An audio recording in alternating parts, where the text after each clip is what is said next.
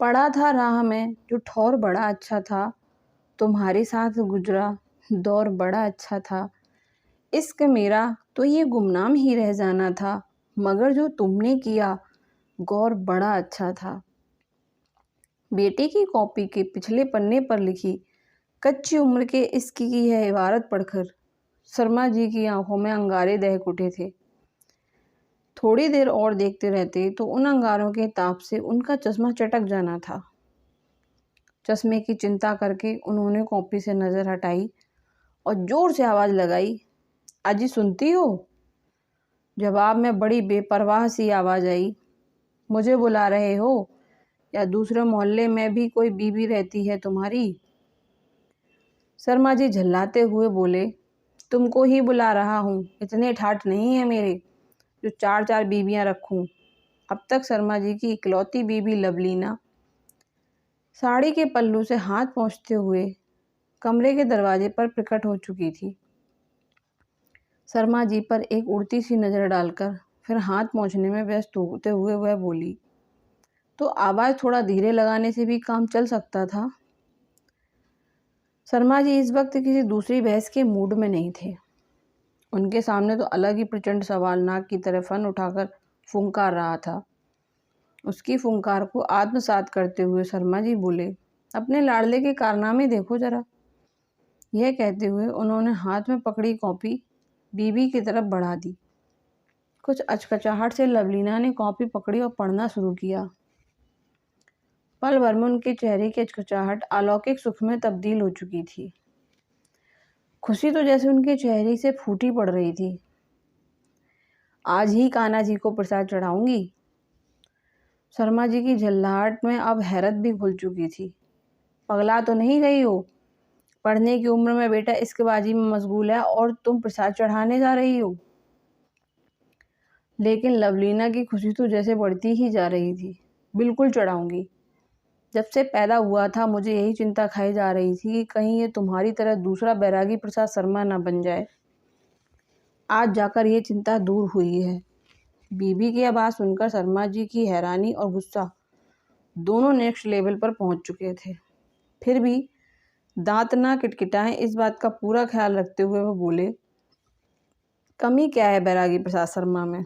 मैं पूछता हूँ क्या कमी है? हमेशा मेरे नाम का ताना क्यों मारती हो? वैसे तो लवलीना कई बार कई तरीके से सवाल का जवाब दे चुकी थी, लेकिन चलो पति की स्पेशल फरमाइश पर एक बार और सही।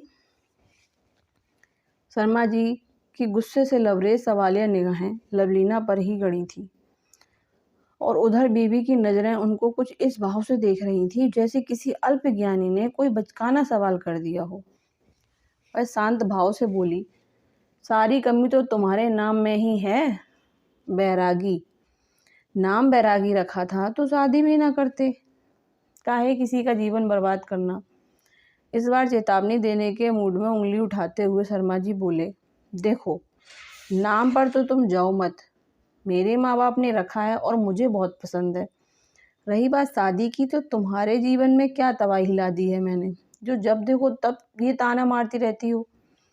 अच्छा खाती पीती हो, उड़ती पहनती हो, किस बात की कमी है तुमको? लवलीना के शांत भाव में भी ताना मारने वाला मूड चालू था। तुम रहने दो, तुमको ना समझ आएगा क्या कमी है। बीबी जाने को पलट पाती इससे पहले ही शर्मा जी बोल पड़े, नहीं नहीं आज तो समझा ही दो मुझे। माना तुम बहुत समझदार हो, पर मैं भी घोंघा वसंत नहीं हूँ। लवलीना के शांति से दिए जा रहे तानों को अब गुस्से ने ओवरटेक करना शुरू कर दिया था। कितनी बार समझाऊं, क्या बस खाना पीना ओढ़ना पहनना ही सब कुछ होता है?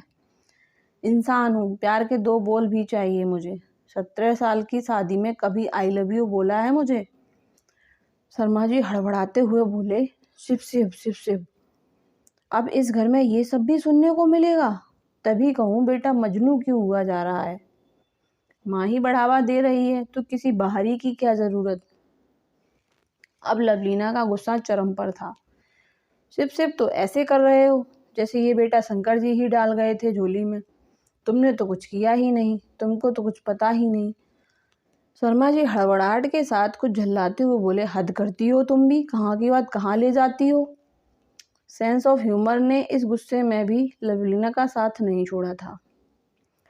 तुम तो मुझे कभी कहीं नहीं ले जाते, तो सोचा मैं ही बातों को कहीं ले जाऊं। शर्मा जी को जैसे कुछ याद आया, तपाक से बोले, हर साल वैष्णो देवी कौन ले जाता है तुम्हें, बोलो। शर्मा जी को लगा कि अब तो इस जंग में उनकी जीत पक्की है, लेकिन क्या वाकई ऐसा था? वैष्णो देवी वाला अस्त्र छोड़कर वह विजयी मुस्कान बिखेर पाते उससे पहले ही लवलीना बोली, बैरागियों से वैष्णो देवी के अलावा और उम्मीद भी क्या की जा सकती है? तुम तो हनीमून पर भी वैष्णो देवी ले गए थे, वो भी विद फैमिली। मगर शर्मा जी भी हार ना मानने का प्रण कर चुके थे और इस बार तो थोड़ी कोशिश करते हुए बोले, तो स्विट्जरलैंड ले जाने की मेरी औकात भी नहीं है। लवलीना ने अब मुद्दे की बात पर आते हुए कहा, स्विट्जरलैंड ही जाना होता तो तुमसे शादी ना करती। वहाँ ना सही, रानीखेत मंसूरी ले जाने की औकात तो है ना तुम्हारी। शर्मा जी मुद्दा समझने की जगह फिर हमेशा की तरह कंफ्यूज होकर, रानीखेत और वैष्णो देवी में क्या अंतर है? पहाड़ वहाँ भी हैं और यहाँ भी, बर्फ़ वहाँ भी गिरती है और यहाँ भी, फिर रानीखेत और मंसूरी में कौन से गुलगुले बट रहे हैं? लवलीना लंबी सांस छोड़ते हुए बोली, और तुम कहते हो कि तुम घोंघा बसंत नहीं हो। इतना कहकर वह किचन की तरफ जाने लगी, लेकिन शर्मा जी अभी बात खत्म करने के मूड में नहीं थे। पीछे से ही चिल्लाकर बोले, कहाँ जा रही हो? कोई जवाब नहीं सूझ रहा तो जाने लगी। बेटे की करतूतों पर पर्दा डालने के लिए बातें बनवा लो इनसे बस। क्या बात शुरू की थी और कहाँ ले जाकर छोड़ दिया? कोई कायदे की बात इस घर में करना ही गुनाह है। अब लवलीना का सब्र जवाब दे चुका था। किचन के दरवाजे पर ही पलटकर भड़कते हुए बोली, 19 साल की लड़की को हनीमून पर परिवार सहित वैष्णो देवी ले जाते हो और फिर पूछते हो दिक्कत क्या है? तुम तो पैदा ही बुढ़ापा लेकर हुए थे। लेकिन मैं ऐसी नहीं हूँ। मैं बहुत सामान्य इंसान हूँ जिसे ज़िंदगी में प्यार चाहिए, रोमांस चाहिए, पति के साथ फुर्सत के कुछ पल चाहिए, और इनमें ढीला भी पैसा खर्च नहीं होता। फिर भी तुम मेरी इच्छाएं कभी पूरी नहीं कर पाए और ना ही कभी कर पाओगे। शर्मा जी मुंह खोले सुन रहे थे और लवलीना बोले जा रही थी, फिर भी मैंने अपनी शादी बचाने के लिए तुम्हारे साथ हर कदम पर समझौता किया, लेकिन अब बात मेरे बेटे की है। यहाँ मैं समझौता नहीं करूँगी। वो प्यार करेगा, 1000 बार करेगा, और खबरदार जो तुमने उसे कुछ कहा। लवलीना की उंगली शर्मा जी की तरफ थी और शर्मा जी कुछ बोलने के लिए शब्द ढूंढ रहे थे कि तभी लवलीना की आंखों में आंसू झिलमिलाने लगे। शर्मा जी यूं तो काफ़ी कड़क दिल थे, इजहारे इश्क जैसे खतरनाक ख्याल उनको छूकर भी नहीं गुजरते थे, लेकिन लवलीना की आंख का एक आंसू भी उनके कड़क दिल को फौरन पिलपिला कर देता था। खड़ूस पति के सारे तेवरों सहित बेटे की कॉपी भी किनारे रखकर वह डायरेक्ट मनाने वाली मुद्रा में परिवर्तित होकर बोले, देखो ये नहीं लीना, ऐसे मत करो। इतनी सी बात पर कौन रोता है? शर्मा जी आगे कुछ बोल पाते कि तभी लवलीना बोल पड़ी, हाँ तुम्हारे लिए तो इतनी सी बात ही है। शर्मा जी अचानक संभलते हुए बोले, अरे मेरे कहने का वो मतलब नहीं था। जो तुम जानती हो, तुम्हारा एक भी आंसू नहीं देखा जाता मुझसे, दिल बैठने लगता है मेरा। अच्छा वादा रहा, तुम जहाँ कहोगी इस साल वहाँ चलेंगे। आंसू को पहुँचने की जहमत ना उठाते हुए लवलीना बोली, इधर मेरे आंसू निकलते हैं और उधर तुम यह झूठा दिलासा देने लगते हो। कितनी बार तुम यह कह चुके हो कि इस बार तुम्हारी पसंद की जगह पर चलेंगे, लेकिन क्या होता है? साल के आखिर में हम वहीं जय माता दी कहते नजर आते हैं। घर वालों के कितने प्यार से मेरा नाम लवलीना रखा था। दूल्हा भी प्रेम कुमार नाम का ढूंढ देते तो जाने क्या उनका चला जाता।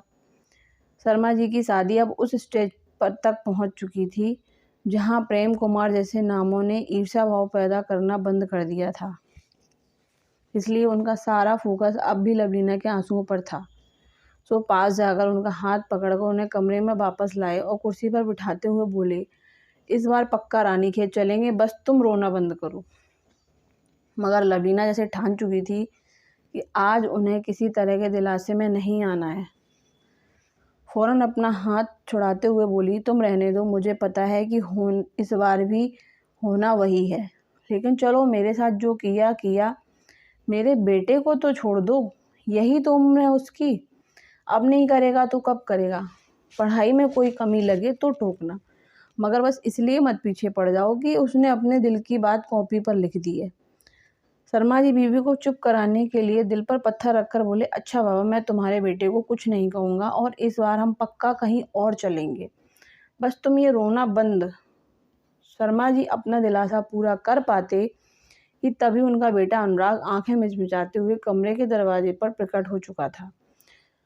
शर्मा जी बीवी को लगभग मना ही चुके थे, तभी अनुराग उन्नीदी आवाज में बोला, देखो पापा, मेरे पीठ पीछे मेरी बातें ना किया करो, और हाँ, आप दोनों ये लड़ना झगड़ना भी मेरे स्कूल जाने के बाद कर लिया करो।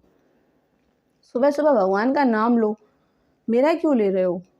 बेटे की बात सुनकर शर्मा जी भूल गए कि फिलहाल उनका टारगेट बीवी को मनाने पर शिफ्ट हो चुका था। अब उनका गुस्सा शार्प यू टर्न लेकर वापस पुराने लेवल पर पहुंच चुका था। दांत खटखटाते हुए बोले, देखो जनाब की हरकतें। फिर लवलीना से मुखातिब होकर बोले, 10वीं में है अभी, मगर चालाकी नस नस में भरी है। माँ बाप को भगवान का नाम जपने को बोल रहे हैं और खुद इसकी की पींगे बढ़ा रहे हैं। लवलीना अपने बेटे के बचाव में कुछ बोलती उससे पहले ही अनुराग नींद में काफ़ी हद तक जागते हुए कंफ्यूज होकर बोला, इसकी की क्या बढ़ा रहे हैं। अब शर्मा जी एक हाथ हवा में हिलाते हुए बोले, लो जी, अब इनसे बोला कोई नहीं। बेटा, बाप हूँ तुम्हारा, मेरे सामने जरा कम चतुर बनो, तुम्हारी कॉपी में मैंने सब पढ़।